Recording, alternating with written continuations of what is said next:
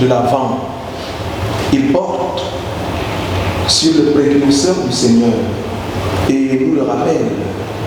Les chrétiens vivent en espérance de la venue de celui qui réconforte tout être humain.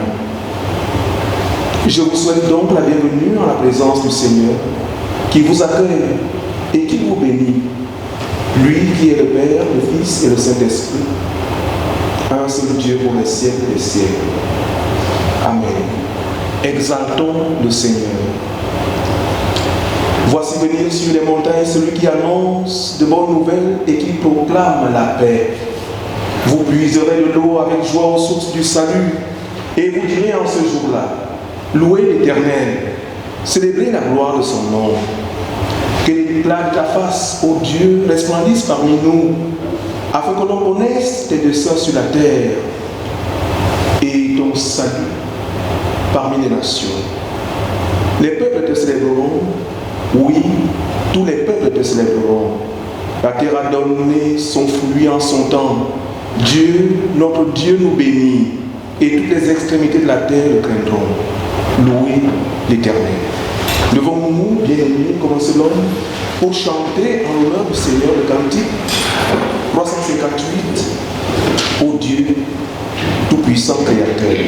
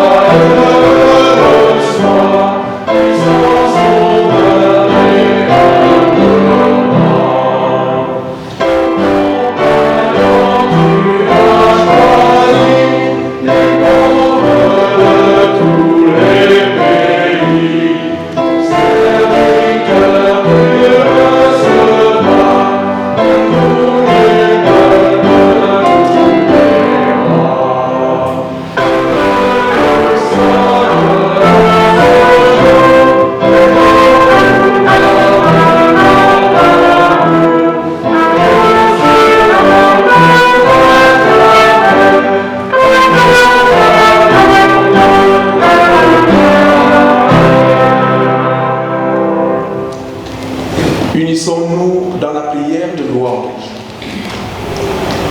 Ô Dieu, nous te louons. Tu as été irrité contre nous, mais ta colère a pris fin et maintenant tu nous consoles. Au cœur des ténèbres de ce temps, tu annonces ta venue par ton serviteur Jean-Baptiste, la voix qui crie dans nos déserts multiples et divers. Accorde-nous d'être vigilants et de te faire pleinement confiance. Par Jésus-Christ, ton Fils unique, notre Seigneur, qui vit et règne avec toi, le Père Tout-Puissant, et le Saint-Esprit, un seul Dieu pour les siècles des siècles. Amen. Je vous prie de reprendre place. Écoutons maintenant de quelle manière le Seigneur veut être servi. L'Éternel parle et dit, observez ce qui est droit et pratiquez ce qui est juste. Car mon salut va bientôt venir. Soyez saints, car je suis saint, moi l'Éternel, votre Dieu. Voilà, bien-aimés dans la foi, la volonté de notre Dieu. Seulement dans notre manière d'être et de faire, nous n'avons pas toujours su observer ce qui est droit pour pratiquer ce qui est juste. Voilà pourquoi je nous invite maintenant à nous humilier devant la présence de Dieu et à quémander son pardon. Prière d'humiliation. Ô Dieu, aie pitié de nous dans ta miséricorde. Dans tes grandes compassions, efface nos fautes, car nous connaissons nos transgressions et nos péchés sont constamment devant nous. Nous avons péché contre toi seul, et nous avons fait ce qui est mal à tes yeux, en sorte que tu seras reconnu juste quand tu parleras, et sans reproche quand tu jugeras. Purifie-nous, et nous serons sans tache. Lave-nous, et nous serons plus blancs que la neige. Détourne nos péchés, détourne de nos péchés tes regards, efface toutes nos iniquités. Ô Dieu, crée en nous un cœur pur et ne nous retire pas ton Saint-Esprit. Rends-nous la joie que donne ton salut et fortifie-nous pour que nous ayons le cœur prompt à bien faire. Dieu saint et immortel, accueille nos supplications au nom de Jésus-Christ, notre Sauveur. Amen. Écoutons maintenant la réponse du Seigneur à notre prière d'humiliation. L'Éternel désire vous faire grâce et il se lève pour vous faire miséricorde. Car l'Éternel est un Dieu juste. Heureux tous ceux qui se confient en lui. Le Dieu Tout-Puissant, le Père, notre Seigneur Jésus-Christ, pardonne à tous ceux qui se répandent et se convertissent à lui. Amen. Et toi, mon âme, bénis le Seigneur et n'oublie aucun de ses bienfaits. Je vous invite donc à nous lever comme un seul homme pour dire notre reconnaissance au Dieu de notre pardon lorsque nous allons chanter et dans les 4 voix, le cantique numéro 5 du supplément, il vient nous libérer.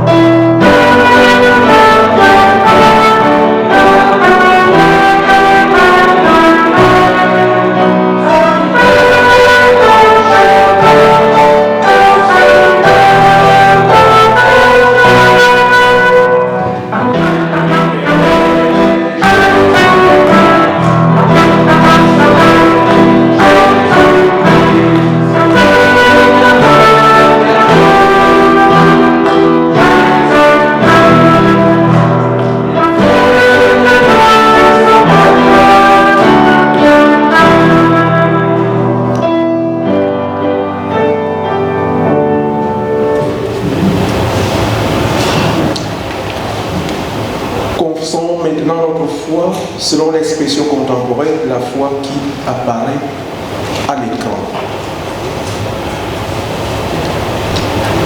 On y va. Je crois en Dieu, le Père de tous les hommes, créateur de tout l'univers et de tout ce qui vit. Il a fait l'homme à son image. Je crois, Seigneur, tu nous donnes la vie. Je crois en son Fils Jésus-Christ, notre Seigneur, né d'une femme, en notre condition humaine, mort et ressuscité, pour nous faire partager sa vie. Toujours vivant parmi nous, il est l'excellence du monde. Je crois, Seigneur, tu nous donnes la vie.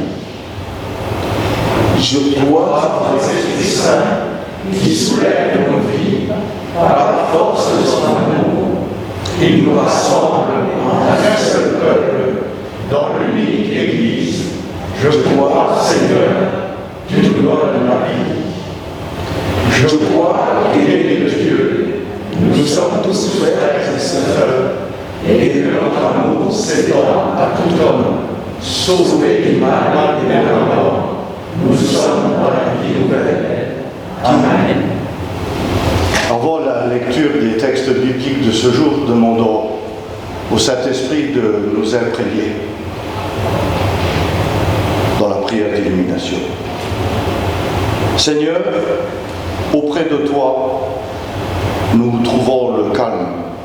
Dans l'agitation du quotidien, nous sommes venus écouter ta parole et nous voulons que tu nous parles. Nous te prions de nous parler. Nous te prions pour que ta parole, bientôt lue et bientôt déclamée, devienne pour nous véritablement parole de Dieu. Nous voulons y puiser des forces pour aujourd'hui, pour demain et pour tous les jours que tu nous donnes de vivre. Parle donc, Seigneur, car tes serviteurs t'écoutent. Sois béni pour les siècles des siècles. Amen. La première lecture de ce jour est extraite de l'Ancien Testament, dans le livre de Sophonie, chapitre 3, les versets 14 à 18. Pousse des cris de joie, fille de Sion, pousse des cris d'allégresse, Israël. Réjouis-toi et triomphe de tout ton cœur, fille de Jérusalem. L'Éternel a détourné tes châtiments, il a éloigné ton ennemi, le roi d'Israël. L'Éternel est au milieu de toi, tu n'as plus de malheur à éprouver. En ce jour-là, on dira à Jérusalem, ne crains rien, sinon que tes mains ne s'affaiblissent pas. L'Éternel, ton Dieu, est au milieu de toi, comme un héros qui sauve. Il fera de toi sa plus grande joie. Il gardera le silence dans son amour. Il aura pour toi des transports d'allégresse. Je rassemblerai ceux qui sont dans la tristesse, loin des fêtes solennelles, ceux qui sont sortis de ton sein. L'opprobre pèse sur eux. La deuxième lecture se trouve dans l'épître de l'apôtre Paul aux Philippiens, chapitre 4, versets 4 à 7. Réjouissez-vous toujours dans le Seigneur. Je le répète, réjouissez-vous. Que votre douceur soit connue de tous les hommes. Le Seigneur est proche. Ne vous inquiétez de rien, mais en toute chose, faites connaître vos besoins à Dieu par des prières et des supplications avec des actions de grâce. Et la paix de Dieu, qui surpasse toute intelligence, gardera vos cœurs et vos pensées en Jésus-Christ. La troisième lecture se trouve dans l'Évangile de Luc, au chapitre 3, les versets 10 à 18. La foule interrogeait Jean, disant « Que devons-nous donc faire ?» Il leur répondit « Que celui qui a 2 tuniques partage avec celui qui n'en a point, et que celui qui a de quoi manger agisse de même. » Il vint aussi des publicains pour être baptisés et lui dirent « Maître, que devons-nous faire » Il leur répondit, « N'exigez rien au-delà de ce qui vous a été ordonné. » Des soldats aussi lui demandèrent, « Et nous, que devons-nous faire ?» Il leur répondit, « Ne commettez ni extorsion, ni fraude envers personne, et contentez-vous de votre solde. » Comme le peuple était dans l'attente, et que tous se demandaient en eux-mêmes si Jean n'était pas le Christ, il leur dit à tous, « Moi, je vous baptise d'eau, mais il vient, celui qui est plus puissant que moi, et je ne suis pas digne de délier la courroie de ses souliers. Lui, il vous baptisera du Saint-Esprit et de feu. Il a son vac à la main, il nettoiera son aire et il amassera le blé dans son grenier. Mais il brûlera la paille dans un feu qui ne s'éteint point. » C'est ainsi que Jean annonçait la bonne nouvelle au peuple en lui adressant encore beaucoup d'autres exhortations. L'herbe sèche, la fleur se fane et tombe, mais la parole de Dieu demeure éternellement. Amen.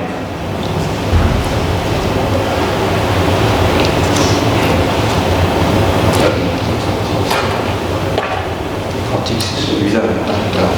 Alors je vous invite à vous lever pour chanter au cantique 317.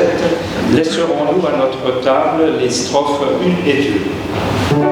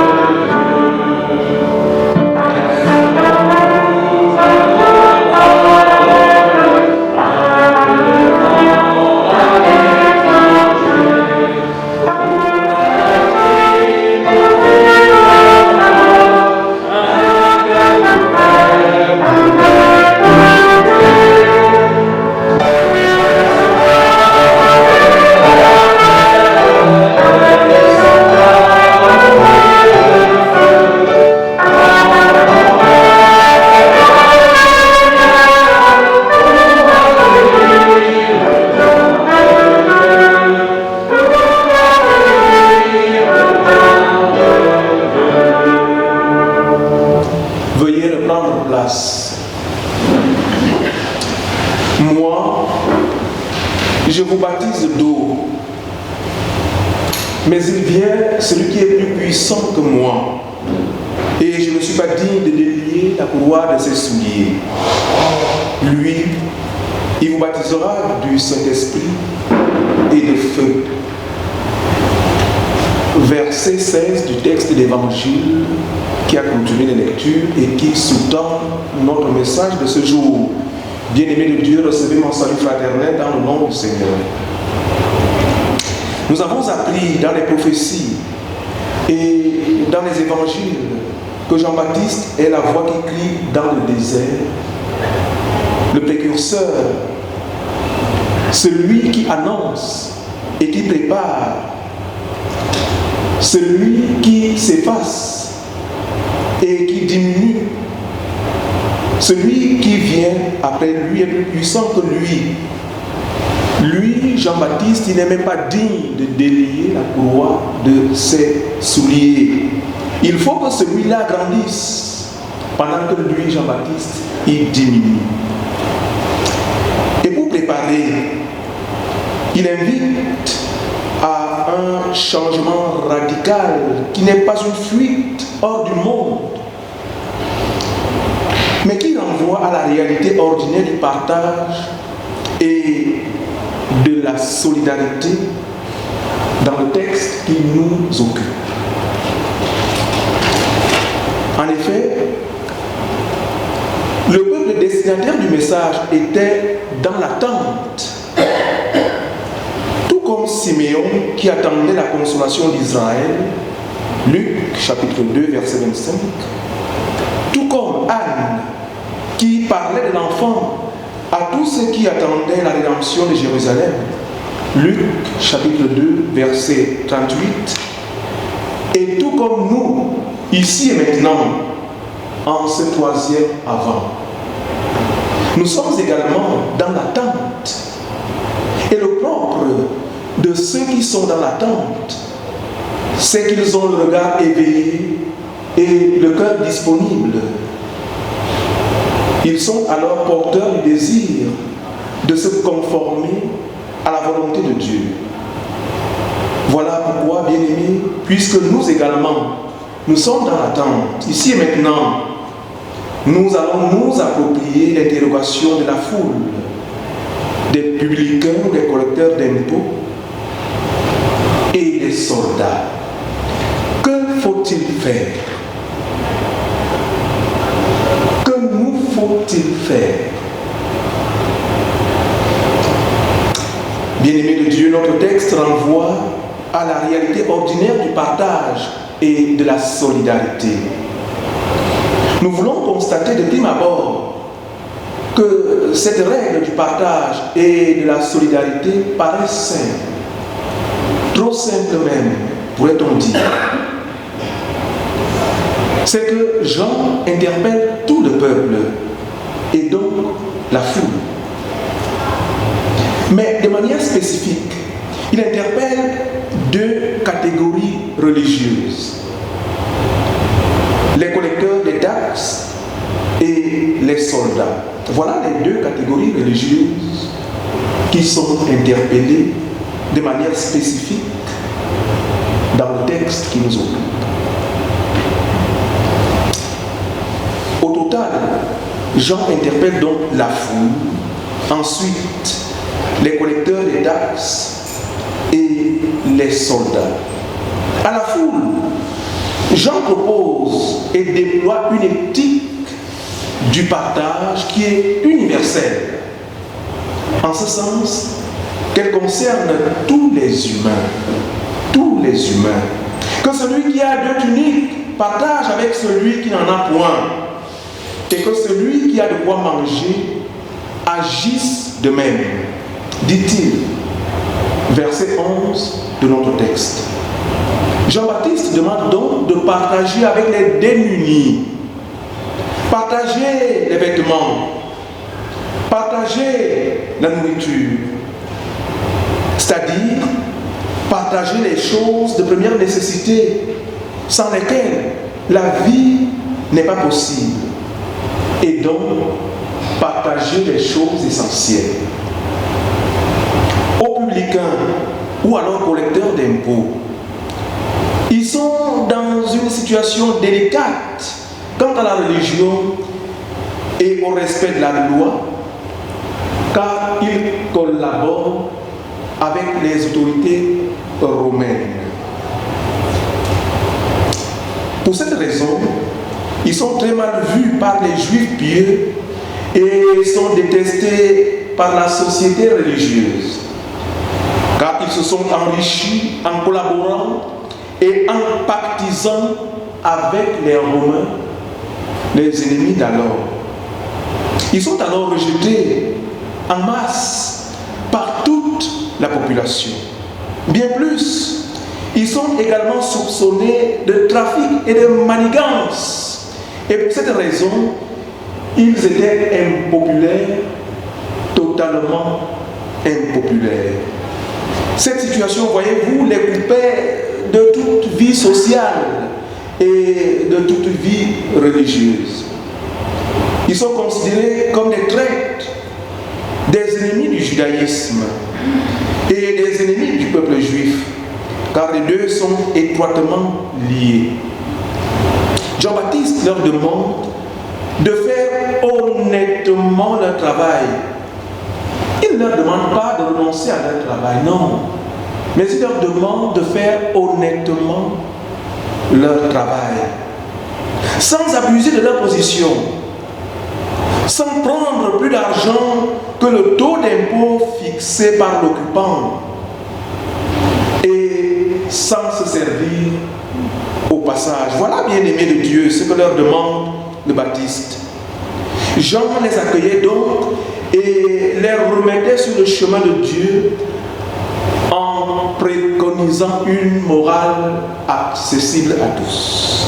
Aux soldats, ils sont également mal vus par les mêmes juifs pieux et considérés aussi comme des traîtres, car ils collaborent également avec les autorités romaines et qui plus est, ils étaient à leur service. Ce qui était insupportable pour les juifs pieux. Ils étaient donc exclus de la société et de la religion. Jean-Baptiste leur demande également de faire honnêtement leur travail sans abuser de leur position. Il ne leur demande pas de renoncer à leur travail, non. Mais il leur demande de faire honnêtement leur travail sans abuser de leur position. Pour eux, pour les soldats, pour eux, il s'agira d'exercer leur métier sans violence ni raquette. Car l'action militaire ne doit pas être orientée vers la violence. L'action militaire ne doit pas être orientée vers la violence. C'est une très belle leçon pour beaucoup de pays en Afrique et dans le tiers-monde, où le dialogue sociopolitique se fait par force de défense et de sécurité interposée. Lorsque vous voulez revendiquer vos droits, on vous envoie la gendarmerie, on vous envoie l'armée. Voilà comment ça se passe dans beaucoup de pays d'Afrique. Ces pays gagneraient à relire et à s'approprier le message toujours actuel de Jean-Baptiste. Bien plus, les soldats peuvent être tentés de profiter de leur force et de la crainte qu'ils inspirent pour extorquer des avantages, pour piller et pour violer les femmes, comme ça se passe dans certains pays en situation de guerre civile, en Afrique et ailleurs, hélas. Jean appelle les soldats à la droiture. À la droiture. Il s'agira donc pour eux de ne faire violence à personne. De ne faire violence à personne. Au total, bien-aimés de Dieu, pour le Baptiste, les collecteurs d'impôts et les soldats peuvent vivre de leur métier ou de leur activité à condition que ce soit sous le regard de Dieu. Et nous tous, et chacun de nous en ce qui le concerne, nous sommes appelés à vivre de notre travail, de notre métier, sous le regard de Dieu. On peut déjà constater qu'il ne préconise aucun renversement politique. Jésus lui-même ne dira pas autre chose. Contre la foule qui attendait un Messie triomphant, un Messie qui viendrait prendre le pouvoir et rétablir l'indépendance d'Israël. Comme Jésus, Jean-Baptiste est respectueux de l'ordre établi. Il a compris que l'enjeu n'est pas là, mais il est ailleurs.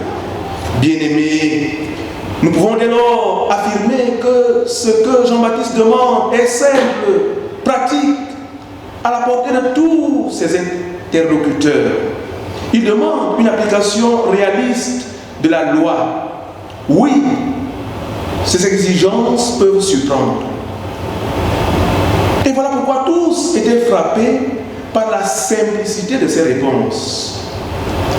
Il préconisait pour seule règle une élémentaire charité humaine qui relevait du bon sens, que des prescriptions religieuses compliquées, que personne n'ait faim, que personne n'ait froid, dans des vêtements insuffisants. Les vêtements que chacun avait en trop devaient être destinés à ceux qui étaient dans le besoin. Basile de Césarée, lors de la famine qui ravageait la Cappadoce, l'avait rappelé fort utilement. Il appartient à celui qui a faim le pain que tu gardes, à celui qui est nu le manteau que tu conserves dans tes coffres, à celui qui est sans chaussure la chaussure qui pourrit chez toi, aux pauvres l'argent que tu tiens enfoui. Ainsi, tu commets autant d'injustices qu'il y a de personnes à qui tu pourrais donner, disait Basile de Césarée.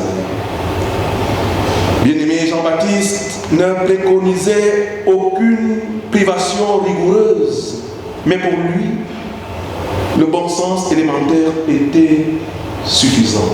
Il était nécessaire et suffisant. Du coup, Dieu devenait le champion de la simplicité. À partir d'un raisonnement simple et d'une pratique charitable concernant le sort des autres, il devient aisé de discerner le chemin que le Seigneur préconisait pour chacun et pour tous. Et cela conduit le peuple à s'interroger sur sa personne. Se pourrait-il que ce soit le Messie attendu? Et là également, Jean-Baptiste a une réponse simple, claire et sans ambiguïté. Le Messie, ce n'est pas lui.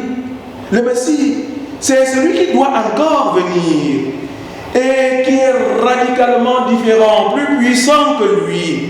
Moi, je vous baptise d'eau, mais il vient, celui qui est plus puissant que moi. Et je ne suis pas digne de délier la courroie de ses souliers. Lui, il vous baptisera d'Esprit Saint et de feu, leur dit-il. Versets 16 à 17. En somme, bien-aimés de Dieu, notre interrogation est là. Que nous faut-il faire? Que nous faut-il faire? Si nous posons cette interrogation à notre tour, c'est que nous nous demandons si la réponse de Jean-Baptiste, qui consiste à vivre dans la droiture et l'honnêteté, est pertinente pour aujourd'hui et pour demain. Il me plaît de répondre par l'affirmative. Mais dans la mesure seulement où elle est un préalable, un signe extérieur et visible de notre bonne volonté. Car ce n'est pas ce que nous faisons qui nous sauve, qui nous rend justes devant Dieu, non. Ce que nous faisons est lié à notre imperfection et à notre finitude.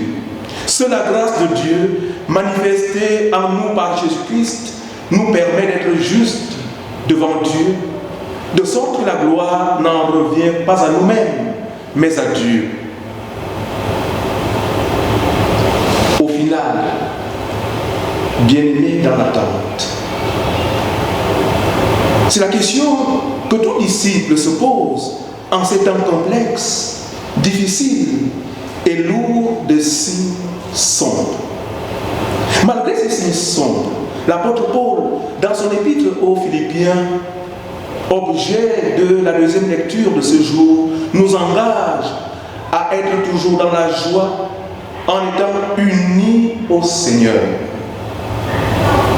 Quelles que soient les épreuves et les tribulations du temps présent, il n'y a pas de raison d'être triste, accablé, désespéré, d'autant que nous nous apprêtons à célébrer l'incarnation de notre Dieu dans l'histoire des hommes. Ce temps de l'Avent, dans lequel nous sommes propices pour que nous aussi, nous nous interrogions pour savoir ce qu'il convient de faire et de changer dans chacune de nos vies pour être véritablement les disciples de Christ que nous revendiquons d'être. Et la réponse existe. Jean-Baptiste la prêche et nous en montre le chemin. Ces paroles nous parviennent clairement, tant sa réponse consiste en des mots simples et concrets. Jean-Baptiste dit à ceux qui se vantent d'être les enfants d'Abraham, produisez donc des fruits dignes de votre conversion. Cette conversion, voyez-vous, s'adresse à tous. Les foules qui sont là, donc les gens sains, les diminués, les exclus du temps, les sans importance, les sans grade. Ils sont tous là, mais aussi les publicains, c'est-à-dire les boutiquiers, les sans scrupules et autres camelots du profit. Jean s'adresse à tous, sans exclusive. Et donc, à nous aussi, ici et maintenant. Il nous explique à juste titre que la solution doit venir de chacun de nous. La paix de Dieu dans nos cœurs appelle à un travail permanent sur soi, à une conversion continue du regard, à un changement de mode de vie. Tant que nous n'aurons pas fait ce travail essentiel pour notre vie, nous ne pouvons pas nous plaindre de l'univers et de l'humanité. Il est important que chacun de nous fasse ce travail dans sa propre vie. C'est cela, être prêt au tri dont parle Jean. Au tri entre la paille pour le feu et le grain pour le grenier. Moi, je vous baptise d'eau, mais il vient celui qui est plus puissant que moi. Je ne suis pas digne de délier la courroie de ses souliers.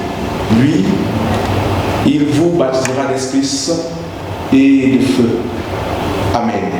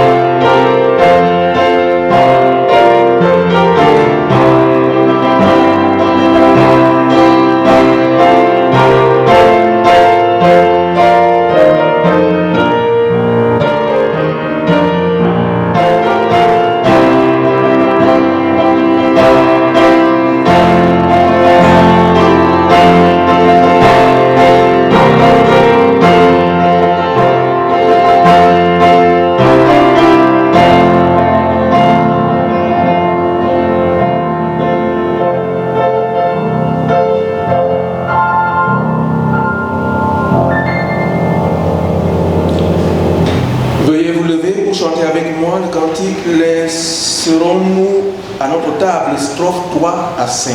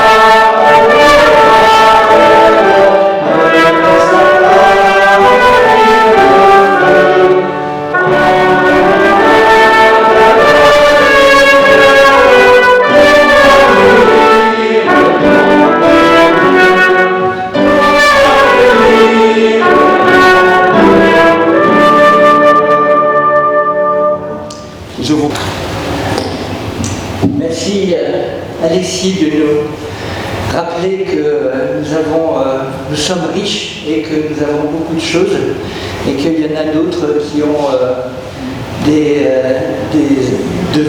envies, des devoirs, des manques et que nous avons aussi à les partager.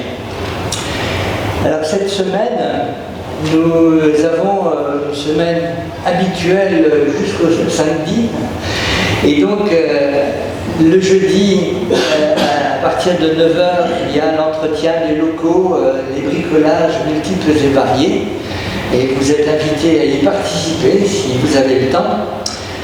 L'après-midi, le jeudi après-midi, il y a au revoir des dames, toujours, oui. Et le vendredi, il y a un groupe de prière qui sera là à 16h30 comme tous les vendredis. Le samedi à 10h le matin, pendant qu'il y a le marché, il y a aussi le temple qui est ouvert et il y a une exposition qui est sur Noël et on vous invite à venir. Et je dois dire, ça fait donc 2 samedis que le temple est ouvert et nous sommes très très surpris de ce que nous pouvons voir. Parce que, bon, il y a quelques paroissiens qui viennent, vous êtes invités à venir, mais il y a des gens qui viennent et par exemple, hier, il y a plus d'une quinzaine de personnes qui sont venues qui disaient c'est la première fois qu'on rentre dans un temple. La dernière fois que je suis venu dans une église, c'est quand mon grand-père était enterré. Et des gens qui ont soif de parler, des gens qui ont soif de pouvoir parler de leurs aspirations spirituelles. Et des gens tout à fait extérieurs, qui ne sont pas du tout de la paroisse. Et je crois que c'est vraiment un signe, aussi un peu dans ce que disait Alexis, je crois que notre communauté, elle a aussi à s'ouvrir davantage à l'extérieur et effectivement donner ce message formidable, cette bonne nouvelle que nous avons et que plein de gens à l'extérieur n'ont pas du tout. Alors vraiment, c'est vraiment un encouragement pour nous de continuer à ouvrir ce temple le samedi matin, alors qu'il y a plein de gens qui sont là et qui ont envie peut-être d'entendre et d'écouter quelque chose. Alors je vous invite aussi à venir et à être participant. Dimanche, le culte, toujours à 10h30, et il y a aussi le repas des anciens de la paroisse. Alors vous, les anciens, vont recevoir une invitation, elle est partie hier, donc dans la semaine, lundi, mardi, vous l'aurez vraisemblablement. Et donc il faut bien sûr s'inscrire assez rapidement pour pouvoir participer au repas. Alors comme vous le savez, le pass sanitaire est obligatoire pour pouvoir assister au repas. Et donc, vous y êtes invités, mais avec le pass. J'espère que ce sera la dernière fois que nous aurons cette nécessité. Et donc, l'après-midi, il y aura aussi la fête de Noël de toute la paroisse, avec une participation particulière de l'école du dimanche qui fera toute l'animation de cette fête de Noël de toute la paroisse. Donc vous êtes invités à venir aussi, donc les anciens mais aussi les plus jeunes, à 15h ici, et nous fêterons ensemble, nous nous réjouirons ensemble que nous avons cette bonne nouvelle que Dieu n'est pas seulement là-haut dans le ciel quelque part perdu, mais qu'il est venu sur terre, qui s'est incarné pour que nous puissions avoir cette relation personnelle avec lui. Alors venez à 15h tous. Vous avez vu aussi que le sapin de Noël n'est pas très décoré. Et certains se sont demandé, mais bon, il y en a qui n'ont pas fait leur boulot quand même. Ben non, c'est fait exprès. parce que nous ne sommes pas à Noël déjà, et que Noël, l'Avent, c'est effectivement une préparation. Alors vous voyez, l'école du dimanche de la semaine dernière a fait quelques décorations qu'ils ont mis là. Aujourd'hui, ils ont préparé aussi quelques décorations qui vont continuer à orner le sapin. Et si vous avez chez vous peut-être une chose ou l'autre comme ça, que vous avez envie de partager, vous pourrez venir aussi la semaine prochaine accrocher quelque chose. Et je crois que c'est aussi un peu symbolique de dire chacun a apporté quelque chose pour que Noël soit vraiment Noël, c'est-à-dire quelque chose de communautaire. La veillée de Noël aura lieu le 24 décembre, comme d'habitude, à 19h. Et donc, vous y êtes aussi cordialement invités. Donc, ce sera à 19h au temple.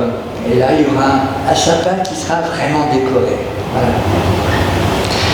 À la sortie, il y aura l'offrande qui sera recueillie, donc dans les paniers qui sont à l'extérieur dehors. Hein. Et je vous invite à prier pour cette offrande.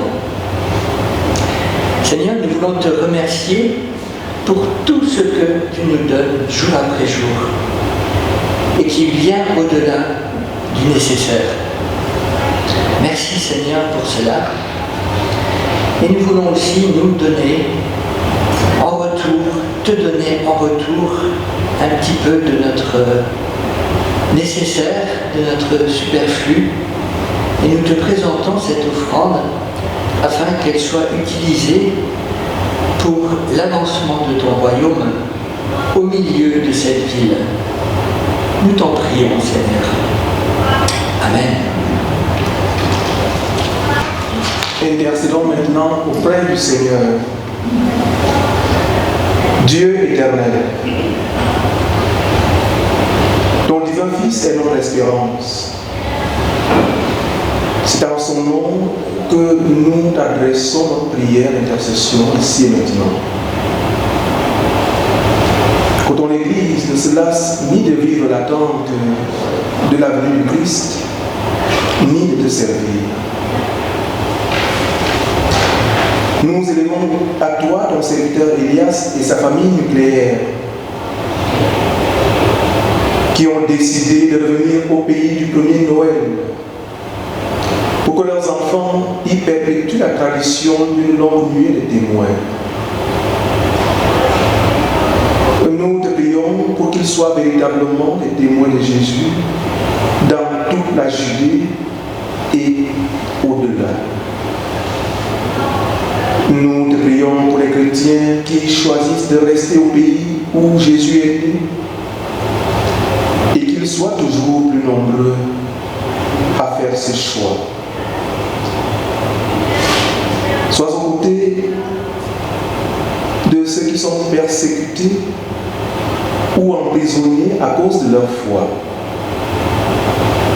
Fortifie leur confiance et rends-nous prêts à intervenir en leur faveur. Fais vivre dans la paix et la justice les hommes et les femmes de notre terre. Remplis de ton esprit de sagesse tous ceux qui exercent un pouvoir et ont de l'influence parmi les peuples. Donne ta force à tous ceux qui sont au service des autres, les enseignants, les éducateurs, les responsables des médias, les personnels médicaux, sanitaires, qui témoignent de ta justice et de ta paix. Comble en ces jours l'aspiration de tous ceux qui sont à la recherche de l'amour et de la sécurité. Donne à ceux qui sont endormis en toi de contempler ce qu'ils ont espéré durant leur vie. Dans le silence bien-aimé, Confions à Dieu ce qui nous tient particulièrement à cœur.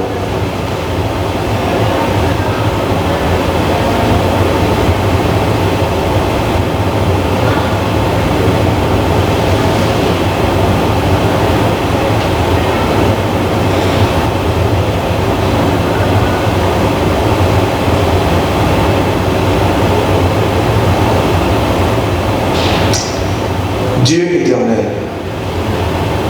tu sais ce qui nous peine et tu connais nos prières avant même que nous ne les exprimions. Nous mettons notre confiance en toi aujourd'hui et pour l'éternité. Ensemble, levons-nous et prions tel que nous l'avons hérité du Seigneur. Notre Père qui es aux cieux, que ton nom soit sanctifié, et que ton règne vienne, et que ta volonté soit faite sur la terre et au ciel. Donne-nous aujourd'hui notre pain de ce jour. Pardonne-nous nos offenses, comme nous pardonnons aussi à ceux qui nous ont offensés. Et ne nous laisse pas entrer dans tentation, mais délivre-nous du mal, car c'est à toi qu'appartiennent le règne, la puissance et la gloire, pour les siècles des siècles. Amen. Recevez maintenant la bénédiction de la part de notre Dieu. Bien-aimé, le Seigneur de la vie garde ta vie. Il te garde de tout mal. Le Seigneur garde ton départ et ton arrivée, dès maintenant et pas jamais. Et il te bénit, celui qui est le Père, le Fils et le Saint-Esprit, un seul Dieu pour le siècle des siècles. Partez maintenant. Vous êtes aimés de Dieu. Vous êtes bénis de Dieu. Amen. Et chantons pour terminer le numéro 545. Toi, lève-toi.